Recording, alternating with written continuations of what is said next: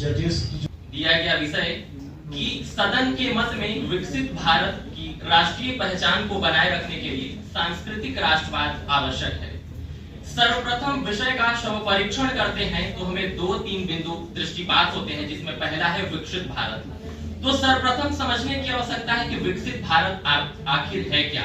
तो विकसित भारत है सामाजिक, आर्थिक, राजनैतिक, सांस्कृतिक एवं पर्यावरणीय दृष्टिकोण से भारत को 2037 तक विकसित भारत के मानदंड पर खड़े उतरना। जब हम इसके दूसरे बिंदु पर देखते हैं तो राष्ट्रीय पहचान की बात आती है। तो हमारा राष्ट्रीय पहचान है क्या? हमारा राष्ट्रीय पहचान क्या है? वह बहुलतावाद में है, वह सर्वसमावेशी समाज में निहित है।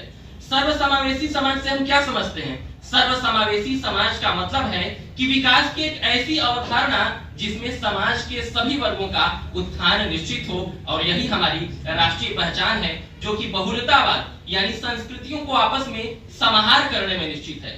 अगला है सांस्कृतिक राष्ट्रवाद। सर्वप्रथम सांस्कृतिक राष्ट्रवाद को जानने से पहले जानना आवश्यक है कि आखिर राष्ट्रवाद क्या है। तो राष्ट्रवाद एक ऐसी भावना है जो किसी देश के या किसी भौगोलिक सीमा के अंदर रहने वाले लोगों को एकजुटता एवं समन्वय की भावना को धारण करता है। लेकिन हमें यहाँ यह भी सोचने की आवश्यकता है कि यह पश्चिमी अवधारणा से अलग है, क्योंकि पश्चिम में जितने राष्ट्र बने हैं वह किसी खास नस्ल, जाति एवं धर्म के आधार पर बने, लेकिन जब भारतीय राष्ट्रवाद की बात करते हैं तो इसमें सभी जाति, धर्म, पंथ को आपस में एकजुट करके बनाया गया है। तो यह तीनों जो बिंदु हैं वह हमारे विषय को परिभाषित करने का प्रयास करते हैं। आचार्य द्विवेदी कहते हैं कि भारत का सच्चा लोकनायक वही हो सकता है जिसमें समन्वय की अपार धारणा हो, यानी वह जो समन्वय करता हो।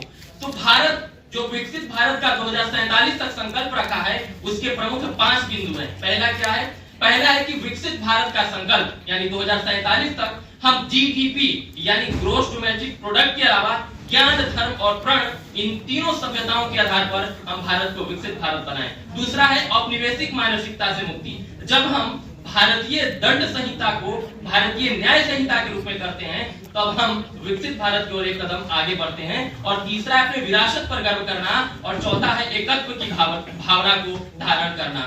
संगच्छध्वं संवदध्वं संवो मनासि जानताम देवा भागम यथा पूर्वे संजानानाम उपासते, यानी हम सभी साथ बोलें, साथ चलें एवं साथ मिलकर विकास की अवधारणा को करें। यही जो है विकसित भारत के संकल्प को आगे बढ़ाने का काम करेगा। इसके पक्ष में कई तर्क आ सकते हैं। पहला है कि भारत की ऐतिहासिक और सांस्कृतिक विविधता को धारण करते हुए विकास को करना, जिसमें विरासत के साथ विकास को करते हैं, तभी हम विकसित भारत के संकल्प को धारण करने का पूर्णतः प्रयास करते हैं। इसके अगले बिंदु में हम देख सकते हैं कि किस प्रकार से पश्चिमी संस्कृति से हम अपनी संस्कृति की रक्षा भी कर सकते हैं और इससे आगे बढ़ने का प्रयास भी कर सकते हैं। परंतु महोदय, इसमें विपक्ष में भी कुछ बिंदु हैं, जिसमें पहला है कि किसी भी संस्कृति को एक दूसरे पर थोपना नहीं है। हम यदा कदा देश के भीतर कई ऐसी आवाजें सुनते हैं जिसमें भाषा के आधार पे, धर्म के आधार पे एवं संस्कृति के आधार पर एक दूसरे से अलग होने की बात करते हैं। तो हमें राष्ट्रीय पहचान को यानी विकसित भारत का जब हम संकल्प करते हैं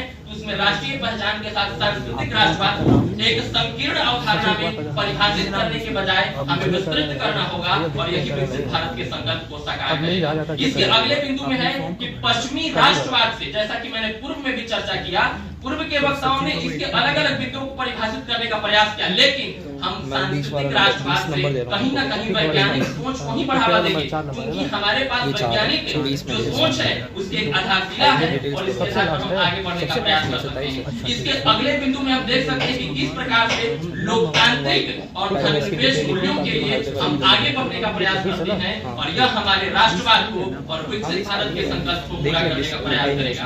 यदा कदा हम अनेक प्रकार की ऐसी अवधारणाएं देखते हैं जिसमें संस्कृति के आधार पर अगर हम विश्व में अगर अलग अलग धारणाओं को आगे बढ़ाते हैं तो हमारे लिए यह सही बात होगा। अंत में इन चंद शब्दों के साथ अपनी वाणी को विराम देता हूँ कि विकसित भारत की पावन बेला में, अमृत काल की पावन बेला में आइए हम सांस्कृतिक राष्ट्रवाद को बढ़ाते हैं। बहुत बहुत धन्यवाद।